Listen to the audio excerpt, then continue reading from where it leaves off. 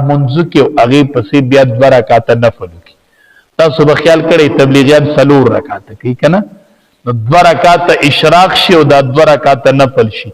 څوک چې دغه 2 رکعات نفل منځ کی، حدیث مبارک کې راځي نبی علیہ السلام فرمای څوک چې د اشراق نه پس 2 رکعات نفل منځ کوي دا سرمن به د جهنم اور نصیب وي. حاجی څوک دا 2 رکعات د جهنم اور به دا سرمن نصیب وي. په دې ټیم لګي ډیر اهتمام د منځ کو، ډیر اهتمام د منځ کو. او دا میاشت چې دا د شوال میاشت ده، د رکوټي اختر مکرم نومیم دی. مکرم معنی عزتمند، دا ډیره عزتمند د میاشت. خو جاهلیت کې بده کې یو رسم چلیدو دی کې بچا ودونه نه کول. وې دا ډیره سپیره میاشت ده، وې دا سپیره میاشت ده. دا د خلقو ځان له جوړې کړي نو صحیح سپیره کړي دي او صحیح برکتي کړي دي. واده په ټول کال کې په هر میاشت کې او په هر ورځ کې او په هر وخت کې کولی شي. دا چا ویل؟ واده خو عبادت دی. نو دا د جاهلیت یو رسم و چې د شوال په میاشت کې به نکاح نه کول. وې دا سپیره میاشت ده. امام الانبیاء نبی کریم صلی الله علیه وسلم په خپله د خپلې بیبي امهات المؤمنین د مؤمنانو مور د بیبي عائشې رضی الله تعالی عنها سره نکاح د شوال په میاشت کې وکړه. په دې میاشت کې د بیبي عائشې نکاح شوی ده رضی الله تعالی عنه، چې حافظ هم وا فقیه هم وا، د قرآن حافظ وا فقیه وا. او نبی علیہ السلام ورته بیبي عائشې تا ته په نور بیبیانو دسی فضیلت حاصل دی کفضل السرید علی سائر الطعام، لکه څنګه چې ماته روټۍ ته په نورو روټو فضیلت حاصل، څنګه چې دا ماته روټۍ په نورو روټو. نو د بیبي عائشې رضی الله تعالی عنها نکاح نبی علیہ السلام د شوال په میاشت کې وکړ.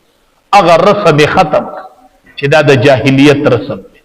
نو په دې میاشت کې د بیبي عائشې رضی الله تعالی عنها په شان پاک بیبي د دې یو خصوصیت دا چې دا په اسلام کې پیدا شوی وخه.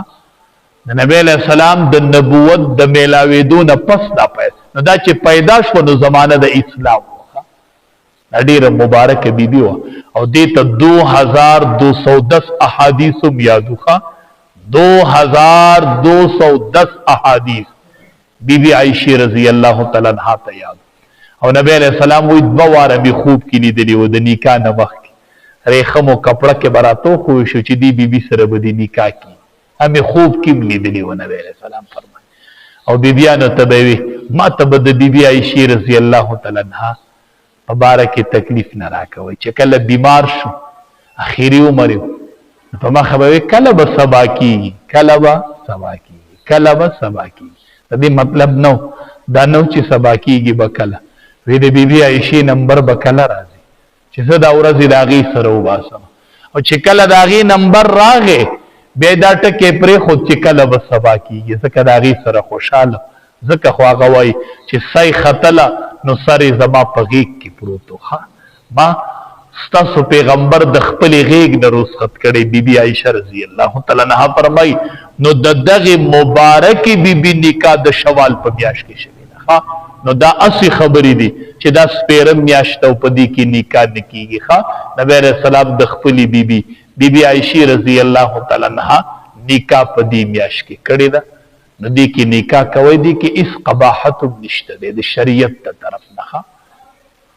صحابي راغی نبی علیہ السلام ته وی غریب یم.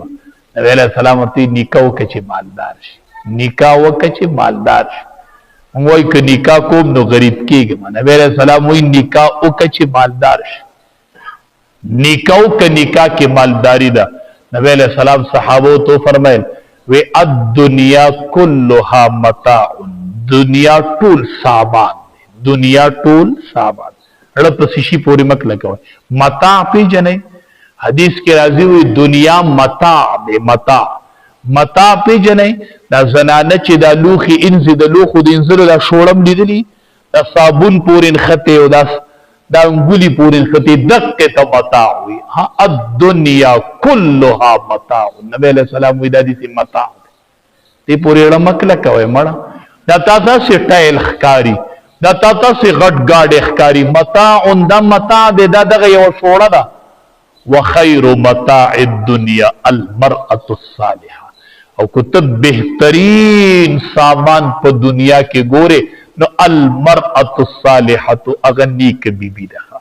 چې نیک بیبی چاته میلو شو دته د دنیا ټولي خوشاله میلو شو.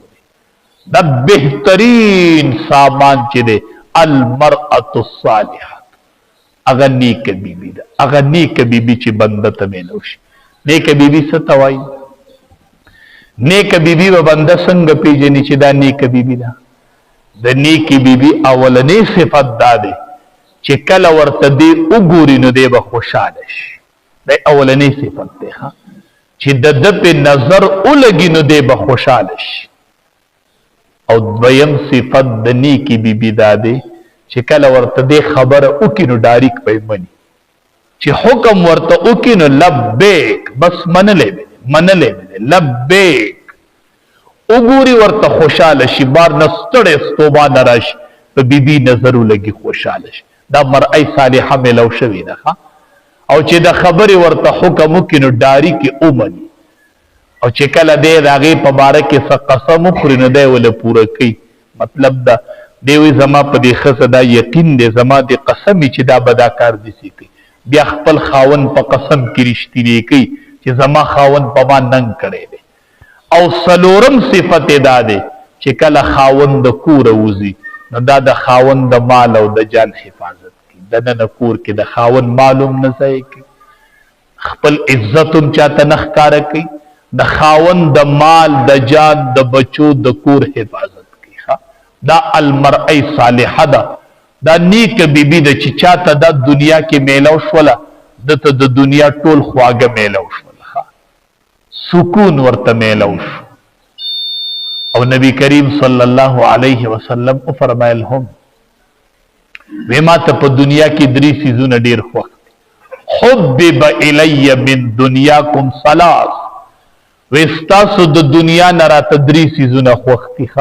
یو خوشبوی، عطر دا مې ډیر خوښ دي نبی علیہ السلام فرمایي. او دویم نکاح کړي بیبي چې په نکاح کې بیبي وي. او دریم مونځ، عطر مې خوښ دي، خوشبوی، نکاح کړي بیبي مې خوښه ده او مونځ مې خوښ دی. دا درې څیزونه راته دنیا کې ډیر محبوب دي. دا درې څیزونه مې دنیا کې ډیر خوښ دي. نبی کریم صلی الله علیه وسلم فرمایي. او نبی علیہ السلام فرمایل وی تنکح المرأة لاربع، عام طور پر چې د ښځې سره نکاح سړی کوي نو د څو وجونه کوي؟ د څلورو.